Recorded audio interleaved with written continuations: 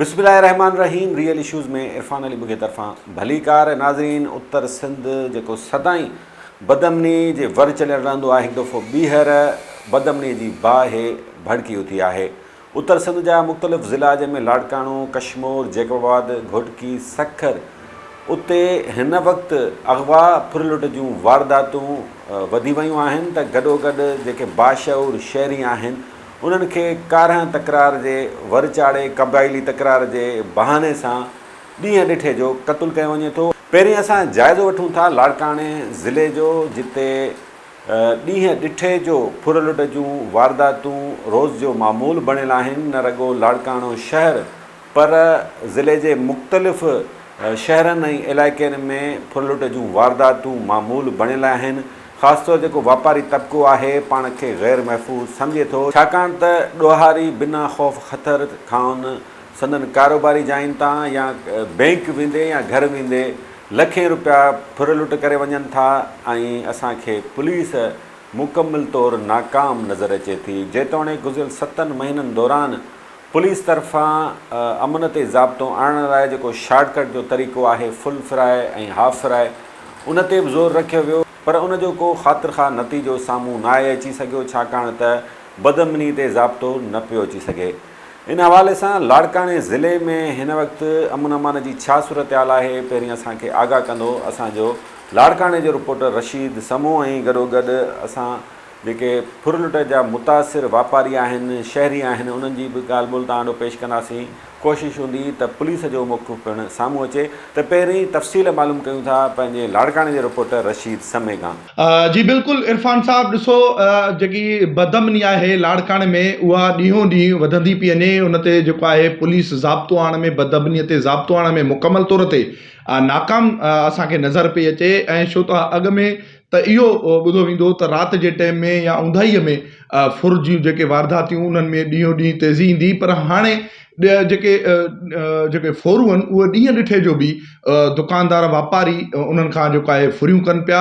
ऐं अहिड़ो ई जेको वाक़ियो आहे रते दरे में 20 लख रुपया जेको आहे हिकिड़ो बैंक में जमा कराइण लाइ वापारी वञी रहियो हो, त उनजे मुलाज़िम खां 20 लख रुपया फुर कई वई। ईअं ई वारस ॾिनो माशी थाणे जी हद में बि जेको आहे 4 लख खां वधीक वापारीअ खां फुर कई वई। केतिरा ई जेके दुकानदार आहिनि उन्हनि खां ॾींहं ॾिठे जो जेको आहे लाड़काणे में उते फुर कई वई आहे। जेके दुकानदार आहिनि कंहिंखां 10 लख, कंहिंखां 5 लख, मुख़्तलिफ़ लखे रुपया जेको आहे फुर करे आसानीअ सां फ़रार था थी वञनि। पर अफ़सोस जहिड़ी ॻाल्हि आहे, पुलिस उन्हनि खे गिरफ़्तार करण में मुकमल तौर ते नाकाम नज़र पई अचे। ऐं जेको आहे उन्हनि खे जेकी रक़म फुर कई पई वञे दुकानदारनि खां या वापारनि खां, आम या शहरनि खां, उन्हनि खे जेको आहे जेकी रक़म आहे उहा पुलिस वापसि करणु न पई ॾिए, जंहिंजे करे जेके दुकानदार आहिनि, वापारी आहिनि, आम माण्हू आहिनि, उहे तमामु घणा सख़्तु परेशान थी विया आहिनि। अमन अमान जेको आहे तमामु घणो ख़राबु थी वियो आहे लाड़काणे जो। केतिरनि ई माण्हुनि खां मोटरसाइकिलियूं फुरियूं पियूं वञनि ऐं रोक रक़म फुर थिए पई, पर पुलिस उहे जवाबदार गिरफ़्तार छो न पई करे। वापारी ॾींहं ॾिठे जो फुरजनि पिया। हिन वक़्त ताईं 7 महीना SSP लाड़काणो जेको डॉक्टर मोहम्मद इमरान ख़ान आहे, उनखे 7 महीना थी विया आहिनि लाड़काणे में ईंदे, पर 7 महीननि में हुन 33 खां वधीक पुलिस मुक़ाबलनि में ॾोहारी त गिरफ़्तार कया आहिनि। पर उन जे बावजूद बि जेको आहे लाड़काणे में अमन अमान जी जेकी सूरत हाल आहे उहा बहितर न थी सघी आहे। 4 खां वधीक जेके आहिनि पुलिस मुक़ाबला थिया आहिनि, जंहिंमें पुलिस ॾोहारी मारजण जी दावा कई आहे। 4 माण्हू जेको आहे पुलिस उन्हनि खे फुल फ्राई करे छॾियो आहे। पर उन जे बावजूद बि जेको लाड़काणे में अमुन आहे, उहो अमुन असां जेकी सूरत हाल आहे उहा ॾींहों ॾींहुं ख़राब पई थींदी वञे। जेके वापारी आहिनि उहे जेको आहे तमामु घणा सख़्तु परेशान आहिनि। उहे उन्हनि जी जॾहिं उन्हनि खां रोक रक़म फुरिजे पई त उहे DIG SSP ऑफिस जो पंधु त कनि पिया, पर उन्हनि जी जेकी रक़मूं आहिनि उहे वापसि पुलिस न पई कराए ॾे। ऐं जेके हद जा थाणा आहिनि उन्हनि थाणनि ते हू वञनि था त जेके थाणनि ते उन्हनि खे बहितर रिस्पॉन्स न पियो मिले, जंहिंजे करे हू SP ऐं DIG वटि अचनि पिया, पर उते बि उन्हनि खे ॾटा ॾिना पिया आहिनि वापारियुनि खे, दुकानदारनि खे, त तव्हांजी रक़मूं वापसि करायूं वेंदियूं। पर हिन वक़्त ताईं जेके वापारी आहिनि ऐं माण्हू आहिनि जिन खां थाणनि ते हू वञनि था त जेके थाणनि ते उन्हनि खे बहितर रिस्पॉन्स न पियो मिले, जंहिंजे करे हू SP ऐं DIG वटि अचनि पिया, पर उते बि उन्हनि खे ॾटा ॾिना पिया आहिनि वापारियुनि खे, दुकानदारनि खे, त तव्हांजी रक़मूं वापसि करायूं वेंदियूं। पर हिन वक़्त ताईं जेके वापारी आहिनि ऐं माण्हू आहिनि जिन खां फुरियूं थियूं आहिनि ऐं जिन जूं चोरी थियूं आहिनि न उन्हनि खे चोरी वापसि पुलिस कराए ॾेई सघी आहे न ई उन्हनि खां जेको आहे रक़म वापसि कराए ॾेई सघी आहे फुरिजी। ऐं बहितर थियणु त ईअं घुरिजे हा त पुलिस उन्हनि खे बहितर रेस्पॉन्स ॾिए, छो त उन्हनि सां ज़ुल्म थियो आहे, उन्हनि खां फुरियूं कयूं वयूं आहिनि, उन्हनि जूं माण्हुनि जूं चोरियूं थियूं आहिनि। पर बहितर उन्हनि जो जेको पुलिस जो जेको रवैयो आहे उहो तमामु घणो ख़राबु आहे, जंहिंजे करे हू वापारी जेको आहे उन्हनि जो चवणु आहे त असां आख़िर कंहिंखे दांहुं ॾियूं, छो त DIG वटि वञूं पिया त उहे DIG बि साॻा ई ॾटा पोइ ॾे, जेको SP वटि वञूं पिया त SP हद जे SHO ॾे थो मोकिले, जेको मिलण लाइ बि तयारु कोन्हे। जी नाज़रीन, रशीद समूह लाड़काने ज़िले में बदअमनी जी बाहि कीअं भड़कियल आहे उन हवाले सां आगाह करे रहियो हो। ख़ासि तौर जेको वापारी तबिको आहे, आम शहरी आहिनि, उहे फोरन जे रहम करम ते नज़र अचनि था ऐं पुलिस असांखे उन्हनि ॾोहारियुनि ॾाढो फोरन ॾाढो बेवस बणियल नज़र अचे थी। वापारी शिकायत कनि था त पुलिस खे तहफ़ुज़ ॾियण में नाकाम आहे। अहिड़नि ई कुझु मुतासिर वापारियुनि सां मुतासिर शहरनि सां असांजे रिपोर्टर ॻाल्हि ॿोल कई आहे। हू साणनि पेश आयल वारदातुनि बाबति छा था ॿुधाइनि, संदनि छा मुतालबो आहे, त अचो ॿुधूं। जीअं साईं मुंहिंजा मुलाज़िम ॿ ॼणा कैश खणी पिया वञनि MCB बैंक जे भरिसां 2 फोरू ते कढियल लॻनि नाके खां, तक़रीबन 20 लख रुपया कैश हुन वटि, कैश में बैंक में ऑनलाइन कराइण वञनि पिया। उहो तां कढे लॻंदा अची MCB ते अॻु ॾिनो, 2 मोटरसाइकिल सवार, 4 ॼणा हुनमें हुतां फुर करे तक़रीबन 4:45 बजे, तक़रीबन 15-16 ॾींहं आहे तक़रीबन। पुलिस बसि मिलूं था, इहे रोज़ आसरान कमु हले थो, टीम लॻी पई आहे हिन कम ते तव्हां हिते, पर हिन वक़्तु ताईं को रिज़ल्ट न मिलियो असांखे। सम्झूं साईं हिन वक़्तु रिलैक्स न आहियूं, असां दुकान ते वेठा आहियूं, परेशान आहियूं। हिन वक़्तु मज़ो न आहे असांखे, कमु करण में मज़ो नथो अचे हिन वक़्तु। उन्हनि बि इहे आसरान आहिनि, बसि चईंदा कमु हले थो, इंशाल्लाह मुस्बत मोड मिलनि था। इहे आसरान साईं, रोज़ मिलूं था, SSO साहिब सां मिलूं था 2-3 ॾींहं, उहे बसि ईअं ई आसरान कमु हले थो।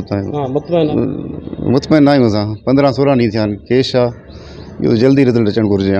27 तारीख़ ते बरोज़ सूमर ते जेको आहे मुंहिंजा मुलाज़िम 2 बोसड़नि मां अचनि पिया, त विच में अगम वटि जेको बसरदीन जेको लाड़ो आहे उतां 4.5 लख उन्हनि खे चुंगचीअ ते ॿिया बि माण्हू हुया, 3 मोबाइलियूं ऐं 4.5 लख उन्हनि खां फुर कई वई जेको आहे। उनखां पोइ असां उते थाणे ते NCFIR कटाईसीं, SHO साहिब सां मिलियासीं। उन चयो जेको आहे असां जल्दी बरामद कंदासीं ऐं असांखे तव्हांखे 2-3 ॾींहंनि में रिज़ल्ट ॾींदासीं। पर हिन महिल ताईं हफ़्तो थी वियो आहे, 27 तारीख़ खे जेको आहे तक़रीबन अॼु 4-5 तारीख़ आहे जेको आहे, त हिन महिल ताईं कुझु बि कोन थियो आहे जेको आहे। दुकान पुराणे स्थान ते आहे, सुपर ऑटो नालो आहे। हिनखे तक़रीबन 25 तारीख़ 2 महीनो हुयो, 3 फोरू हुया, हथियारबंद हुया, जेके फुर करे असांखां तक़रीबन रोक रक़म ई 85,000 खनि। ऐं हिन वक़्तु ताईं को बि कोऑपरेट न थियो आहे असांखे। पुलिस वारा आया, ॾिसी विया, पर को बि उन जो एक्शन न थियो आहे। पाण खे महफ़ूज़ नथा सेव कयूं असांखे, माना को एतिरो महफ़ूज़ नथा सेव कयूं पाण खे। एॾी वॾी डिविज़न आहे, पर को बि महसूसु नथा करे सघूं। ॾाढो ॾींहों ॾींहुं माना ॾाढा हालात ख़राबु आहिनि ऐं असांखे इहो थो लॻे त ॼण ॿीहर बि इहो वाक़ियो असां सां थी सघे थो। मुंहिंजो नालो आमिर हुसैन आहे, मुंहिंजो नंढी मच्छी मार्केट में तेल जो कारखानो आहे। शाम जे टाइम मामूल मुताबिक़ ईअं वेठा हुआसीं त 4 हथियारबंद आया, उन्हनि पिस्टल अची कढिया। स्विच शहर में जी पुलिस को अहिड़ो कुझु कान ई जेको आहे, त उन्हनि 4 ॼणा आया, मूंखे चैम्बर सिधा कयूं, पिस्टल लोड कयूं, मथो रखियूं, जेका अथव कैश 2-3 लख असां वटि कैश हुई, उहा उन्हनि सभु कैश खई। पर उन जे बावजूद बि फुर ॾोहनि जे बावजूद बि काई बि शहर में पुलिस न आहे, न दुकाननि ते का पुलिस तैनात थी आहे।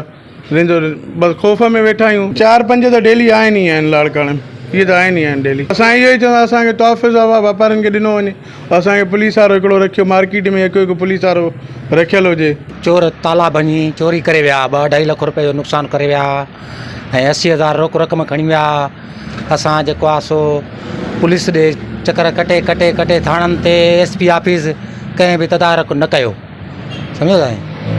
हाणे हिन वक़्तु ताईं अञा ताईं कुझु बि न थियो आहे, न असांखे चोरी मोटी मिली आहे, न ई वरी को ऑफिसर आयो आहे, न ई को कंहिं नोटिस वरितो आहे। असां वस वारनि ऑफिसरनि खे अपील था कयूं, महिरबानी करे असांजी जेका अपील क़बूल कनि ऐं असांखे जेको आहे सो चोरी वापसि कराइजनि। साईं हिते पुलिस जो न को गश्त आहे, न का चौकी आहे। असां हिते वेठा हुआसीं, मां पाण हिते नजी फ्रेंचाइज़ ते जेको आहे CSR आहियां, ठीकु आहे। हिते सुबुह जो 9:13 ते 4 नामालूम जेके आहिनि फोरू मोटरसाइकिल ते आया, 2 ॼणा अंदरि जीअं दाख़िल थिया, मां साम्हूं वेठो हुअसि, मूंसां गॾु पटियाल हुयो गॾु। अचण सां उन्हनि पिस्टल चैम्बर कया, असांखे चऊं जेकी रोक रक़म जेके असां वटि पई शाम वारी रिकवरी ईज़ी पैसा जी, तक़रीबन रक़म हुई 2,68,000 रुपया जी, उहा असां रिकवरी खसियूं। मोबाइल सेट हुया 5 सेट, तक़रीबन उन्हनि जी रक़म बीहंदी 1,80,000 रुपया। असांखे जेको आहे ASP सिटी हिते आयो SHO हद जे, उन्हनि चयो तव्हां FIR NC वग़ैरह हाली न करायो, असां तव्हांखे रिकवरी कराए ॾींदासीं। असां उन्हनि खे CCTV फुटेजिस हर शइ पंहिंजा ॾिना आहिनि। बहरहाल हिनमहिल ताईं असांखे 5 महीना गुज़री विया आहिनि। हिनमहिल ताईं न असां जेको आहे पुलिस ताउन कयो आहे, न SSP मिलियो आहे, न ई ASP सिटी जेको आहे असां कंहिं शइ जे लाइ तामीन कयो आहे। बसि इहे दिलासा ॾियनि था साईं असां लॻा पिया आहियूं जांच में, न असांजा सेट ट्रेस थिया आहिनि, न असांखे पंहिंजी रिकवरी मिली आहे हिनमहिल ताईं। हे साईं डेली जूं वारदातूं थियनि थियूं रहंदियूं। लाड़काणे में घणो जेको आहे माना बदनामी थी वई आहे, पुलिस बिल्कुलु नाकाम थी चुकी आहे। नाज़रीन, असां जाइज़ो वरितो पिए लाड़काणे में बदमनी जी सूरत-हाल जो। उते ॾोहारियुनि तरफ़ां फुरलुट जूं वारदातूं तेज़ कयूं वयूं आहिनि। ख़ासि तौर जेको वापारी तबिको आहे, आम शहरी आहिनि, उहे फोरुनि जे निशाने ते आहिनि। लाड़काणे खां पोइ असां कंदकोट कशमोर ज़िले में हिन वक़्तु जेका बदमनी जी बाहि भड़की उथी आहे, बादशाहु शहरनि खे क़बाइली तकरारनि जे वर चाढ़े उन्हनि खे ॾींहं ॾिठे जो क़तलु कयो वञे थो, उनजो पिणु जाइज़ो वठंदासीं। पर हिते वक़्तु आहे ब्रेक जो। ब्रेक खां पोइ प्रोग्राम जे सिलसिले खे जारी रखियो वेंदो। ॾिसंदा रहो रियल इश्यूज़।